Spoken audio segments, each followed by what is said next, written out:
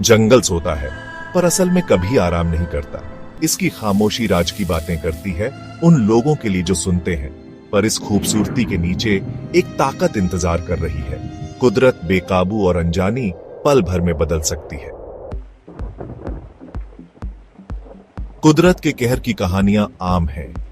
रेगिस्तान में समाया हुआ गांव इंसान के लालच की याद दिलाता है। गुस्से वाले समंदर से तबाह हुआ शहर कुदरत की अटल शक्ति का सबूत है। ये सिर्फ हादसे नहीं हैं, फुसफुसाहटें कहती हैं, बल्कि बदले की कार्रवाई है। बुजुर्गों को किस्मत को ललकारने से बेहतर पता था।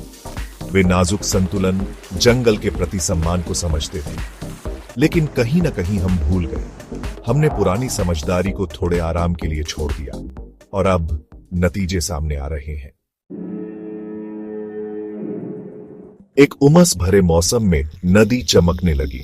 पानी से निकलती एक अजीब रोशनी एक डरावनी लय के साथ धड़क रही थी। गांव वालों को डर लग गया।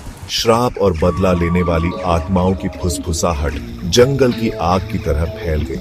एक छोटा लड़का जो अपने साहसी स्वभाव के लिए जाना जाता था, पास जाने की हिम्मत की। एक अनजानी शक्ति से खींचा, वह नदी के किनारे पहुंच गया। हवा में ऊर्जा कड़क रही थी। जैसे ही उसने अपना हाथ बढ़ाया, भूतिया चमक से मंत्र मुग्ध होकर गहराई से एक आवाज गूंजी, तुम अपनी जगह भूल गए हो। यह गड़गड़ाती हुई उसके पैरों तले जमीन हिला रही थी। डरा हुआ लड़का भाग गया। गूंजती आवाज हमेशा के लिए उसकी याद में बस गई। नदी की चमक आखिरकार फीकी पड़ गई। जवाब से ज्यादा सवाल छोड़ गए, लेकिन डर बना रहा। उन अनदेखी ताकतों की कड़ी याद दिलाता है जो हमारी दुनिया को चलाती है। कुदरत एक ऐसी भाषा में बोलती है जिसे हम सुनना भूल गए हैं। उसका गुस्सा अकल्पनीय शक्ति का बल है। उसकी खूबसूरती उदात्त की एक झलक है।